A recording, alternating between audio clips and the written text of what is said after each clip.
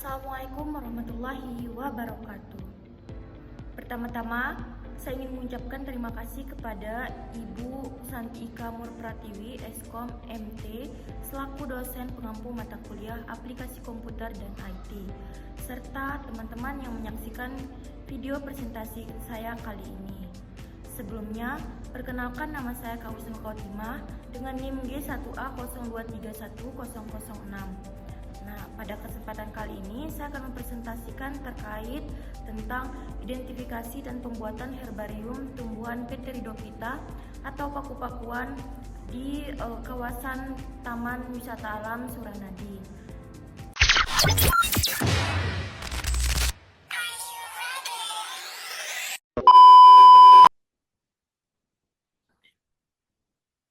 Perlu kita ketahui apa sih tumbuhan paku itu? Jadi tumbuhan paku ini merupakan salah satu tumbuhan yang termasuk ke dalam satu famili, di mana tumbuhan ini memiliki kormus sehingga dapat dibedakan antara akar, batang, dan daunnya. Nah, tumbuhan paku ini juga merupakan tumbuhan yang memiliki keanekaragaman tertinggi dibandingkan dengan tumbuhan lainnya, di mana secara global ini tumbuhan paku di dunia mencapai sekitar 10.000 spesies, sedangkan di Indonesia itu mencapai 3.000 spesies atau sekitar 22% dari total di dunia. Nah, tumbuhan paku ini juga dapat hidup baik itu secara epifit, terestrial, dan litofit. Nah, teman-teman tahu nggak apa sih itu epifit, terestrial, dan litofit? Jadi, epifit ini merupakan tumbuhan paku yang hidup menempel pada tumbuhan lainnya atau ranting tumbuhan lain. Lalu terestrial ini merupakan tumbuhan paku yang hidup di tanah. Sedangkan litofit ini merupakan tumbuhan paku yang hidupnya menempel pada bebatuan atau celah batu yang lembab. Nah, adapun karakteristik morfologi tumbuhan paku. Jadi, tumbuhan paku ini merupakan tumbuhan yang berpembuluh yang tidak menghasilkan biji, melainkan berkembang biak menggunakan spora yang tersusun atas dua organ, baik yaitu organ vegetatif dan organ generatif.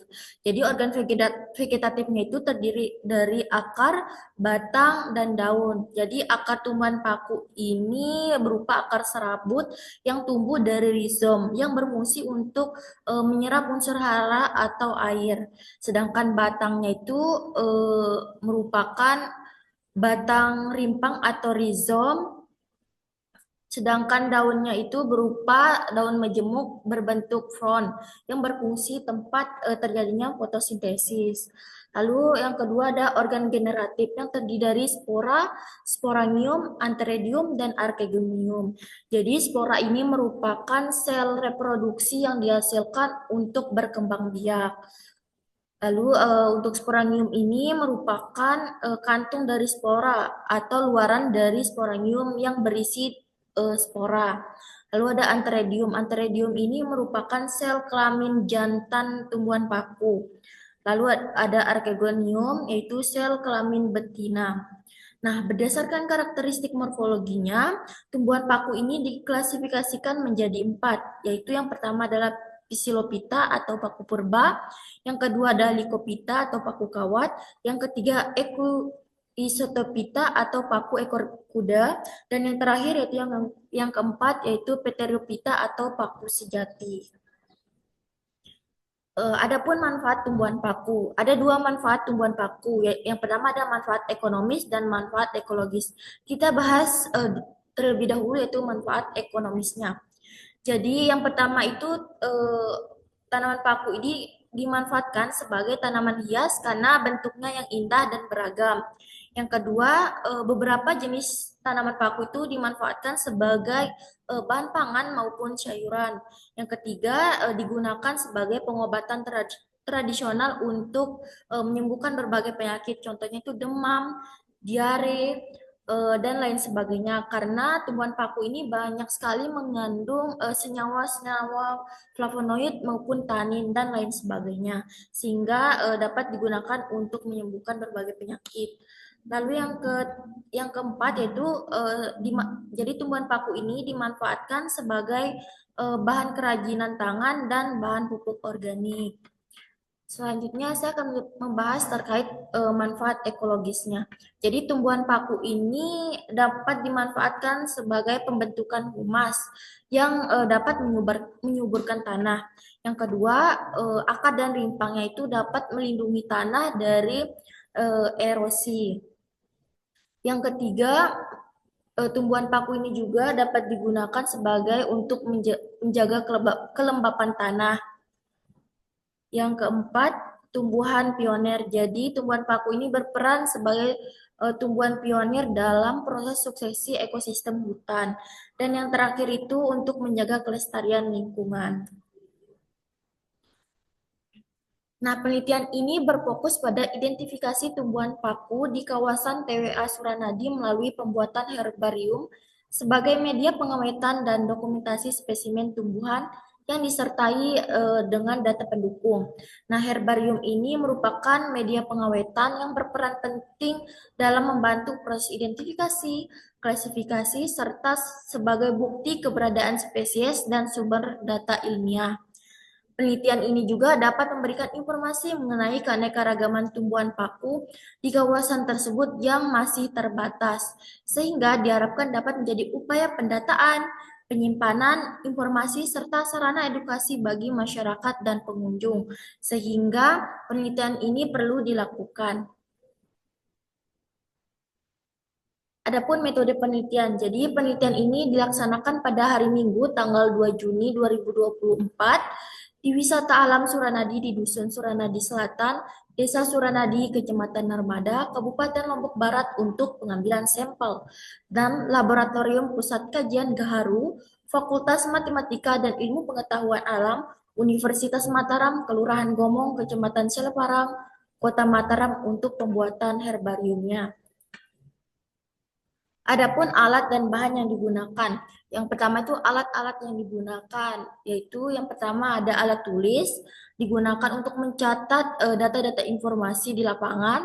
Yang kedua, buku identifikasi sebagai buku acuan. Yang ketiga ada cutter. Yang keempat, aplikasi GPS untuk penentuan lokasi.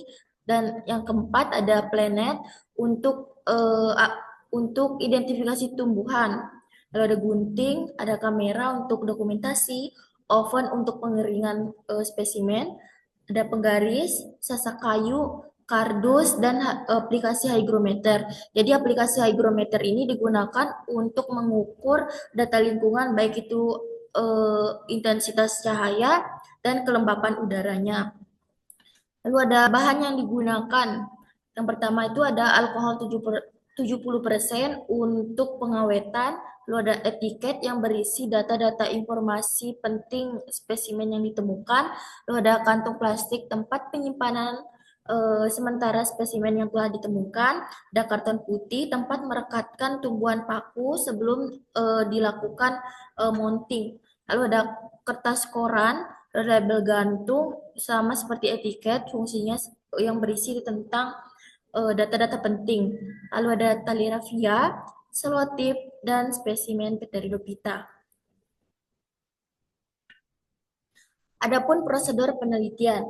Jadi prosedur yang pertama itu pengambilan spesimen tumbuhan. Jadi pengambilan spesimen tumbuhan ini menggunakan metode eksploratif dengan menjelajahi seluruh kawasan atau lokasi yang sudah ditentukan dan diidentifikasi spesimen. Setelah itu diidentifikasi dan dipastikan bahwa spesimen yang ditemukan merupakan jenis tumbuhan Pteridophyta atau paku-pakuan. Lalu setelah itu didokumentasi tumbuhan dan diidentifikasi menggunakan aplikasi Plant Identifier atau Planet. Lalu diklasifikasikan. Setelah diklasifikasikan baru dicatat data lingkungannya. Yang kedua itu pembuatan herbarium. Jadi spesimen yang dikoleksi tadi itu dibersihkan akarnya dari tanah menggunakan air, setelah dibersihkan baru dibungkus menggunakan eh, tisu, setelah dibungkus baru dimasukkan ke dalam plastik sebagai penyimpanan sementaranya. Selanjutnya baru disemprotkan, setelah itu dikeluarkan dari plastik lalu disemprotkan menggunakan alkohol 70%. Baru setelah itu diletakkan di atas koran dan disusun agar rapi. Selanjutnya dilipat ke dalam kertas koran, lalu disusun bolak-balik agar tumbuhan tidak menumpuk.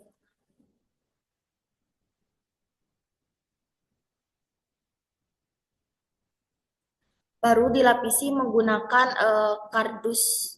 Kardus setelah dilapisi, baru dimasukkan ke dalam oven selama 2 hari atau lebih. Baru dilakukan proses mounting sesuai dengan prosedur yang telah ditentukan. Jadi proses mounting ini dilakukan, jadi tumbuhan paku itu direkatkan di atas karton putih, lalu dijahit menggunakan benang. Setelah dijahit baru ditempel etiket tempel untuk data informasi penting tentang spesies yang telah ditemukan. Selanjutnya hasil dan pembahasan. Jadi ditemukan yang pertama itu gambar pertama itu ditemukan spesies Dryopteris pantegona, di mana spesies ini merupakan salah satu spesies paku-pakuan yang memiliki perawakan semak dengan ketinggian 65 cm.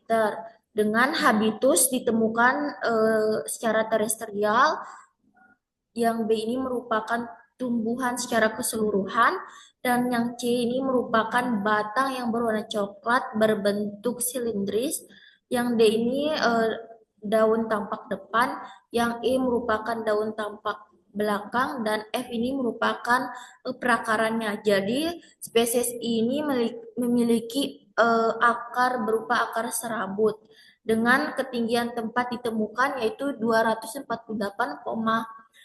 mdpl dengan kelembapan udara 80,8%, suhu udara 27 derajat Celcius, dan intensitas cahaya 1546 lux meter.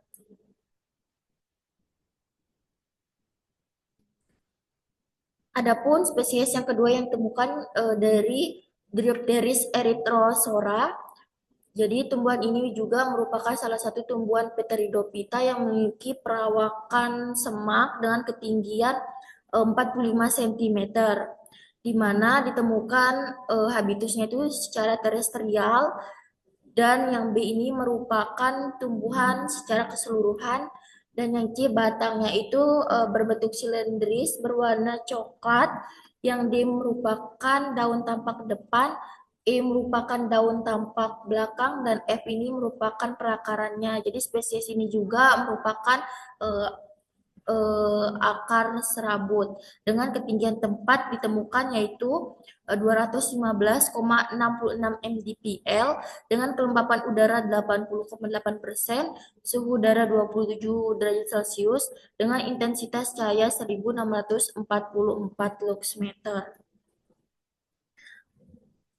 Baik, pembahasan yang terakhir yaitu ditemukan spesies yang terakhir yaitu Tectaria heracleophilia, di mana spesies ini juga merupakan salah satu spesies Pteridophyta yang memiliki perawakan semak dengan ketinggian 47 cm, ditemukan pada habitus epifit pada menempel pada medium dekat sumber air, dengan yang B ini merupakan tumbuhan secara keseluruhan, yang C ini merupakan batang yang berwarna coklat berbentuk silindris, dan yang D ini merupakan eh, daun tampak depan, E ini merupakan daun tampak belakang, dan F ini merupakan perakarannya yaitu berupa akar serabut juga dengan ketinggian tempat ditemukan yaitu 2706 mdpl dengan kelembapan udara 72,44%.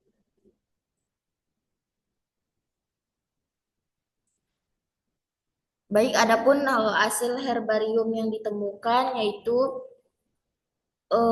dari yang pertama yang A ini merupakan herbarium dari spesies Dryopteris pantagona, yang B ini merupakan spesies dari Dryopteris erythrosora, dan yang C ini merupakan Tectaria heracleofolia.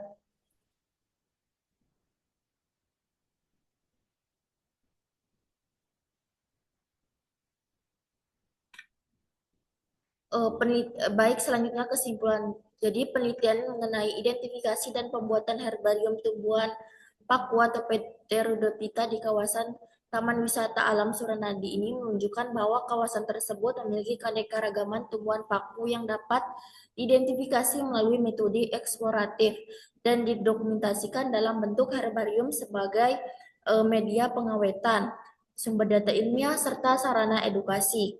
Nah, penelitian ini juga memberikan informasi awal mengenai keberadaan spesies tumbuhan paku di Taman Wisata Alam Suranadi, sehingga dapat mendukung upaya pendataan dan pelestarian keanekaragaman hayati.